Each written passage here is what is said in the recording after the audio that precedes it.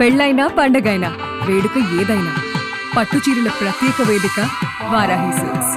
సాంప్రదాయానికి సౌందర్యానికి వారధి. నమస్కారం అండి, నేను గీతాంజలి. మీ అందరి కోరిక మేరకు సుమన్ టీవీ రామేశ్వరం వచ్చింది.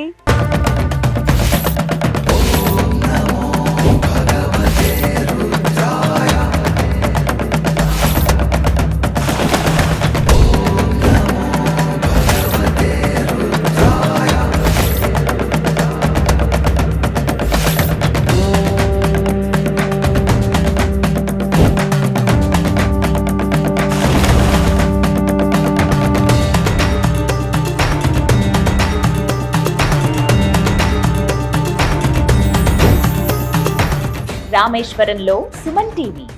రామేశ్వరం ఒక అద్భుతమైన ప్రదేశం అండి. ద్వాదశ జ్యోతిర్లింగాలలో ఒకటి.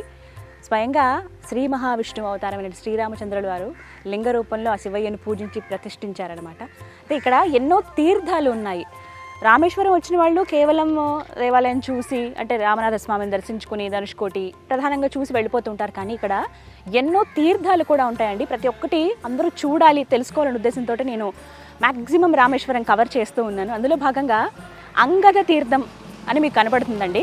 రామపాదం వైపు ఆ గుడి దగ్గరికి మీరు వెళ్తూ వస్తూ ఉంటే మార్గంలో చిన్న చిన్న బోర్డ్సే ఉంటాయి. మీరు కొంచెం జాగ్రత్తగా గమనించండి. ఇగో ఇక్కడ రాసింది చూసారా, అంగద తీర్థం అని చెప్పి. అంగదుడు అంటే ఆయన ఒక వానర రాజు, కిష్కింద రాజ్యానికి వాలి కదా అంటారా, వాలి కుమారుడే అంగదుడండి. వాలి సంహారం జరిగిపోయిన తర్వాత సుగ్రీవుడు రాజు అవుతాడు, అందరికీ తెలిసిందే. అయితే యువరాజుగా ప్రకటించింది వాలి కుమారుడైన అంగదుడినేనండి. చాలా శక్తివంతమైనటువంటి వానర రాజు, యువరాజు అనమాట ఆయన.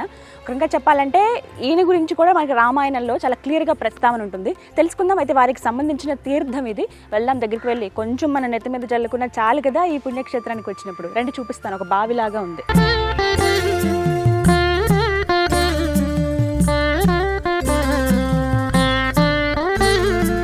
శ్రీరామ, కోదండరామ, జానకి రామ.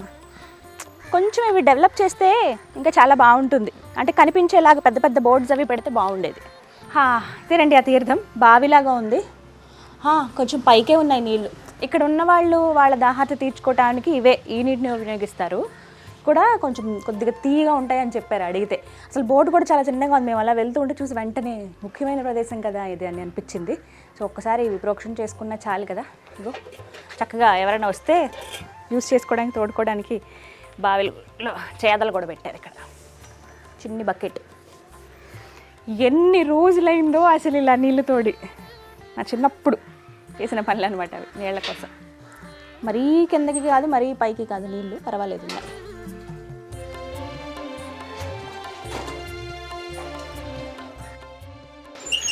రామ, రామచంద్ర, శ్రీరామ.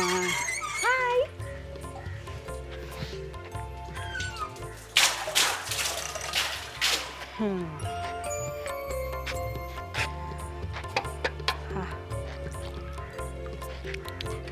రామచంద్ర ప్రభు.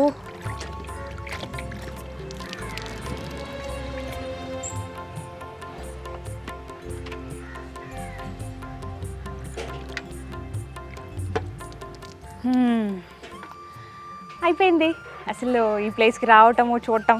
రామాయణంలో అంగదుడి ప్రస్తావన చాలా క్లియర్గా ఉంటుందని చెప్పాను కదండి. పర్టికులర్గా ఏంటంటే ఇంకా అందరూ వెళ్ళి రాయబారం నడుపుతారనమాట. యుద్ధం దాకా రావద్దు, సీతమ్మని పంపించేయండి వెనక్కి అని చెప్పి. అలా చివరి ప్రయత్నంగా అంగదుడు వెళ్తాడనమాట అక్కడికి, రావణుడి దగ్గరికి. అలా వెళ్ళినప్పుడు ఇంకా రావణుడు అంగీకరించడు కదా, ఎవరు వచ్చినా సరే ఆయన మాట అంతే, యుద్ధం జరగాల్సిందే, నేను సీతను పంపించను అని అంటారు ఆయన.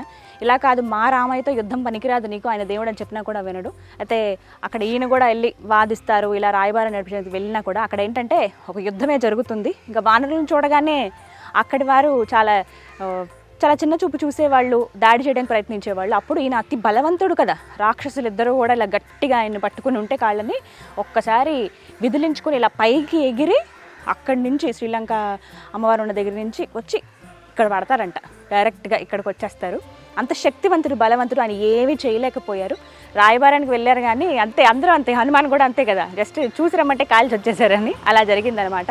అయితే అంగదుడి ప్రస్తావన ఖచ్చితంగా ఉంటుంది, మీరు గమనించవచ్చు అది. సో వారికి సంబంధించిన తీర్థం. ఇలా ఎన్నో రకాల తీర్థాలు, సుగ్రీవ తీర్థం అని చెప్పి, లక్ష్మణ తీర్థం, రామతీర్థం, ఇలా చాలా తీర్థాలు ఉన్నాయండి. రామేశ్వరం వచ్చినప్పుడు ఇవి అస్సలు మీరు మిస్ అవ్వద్దు.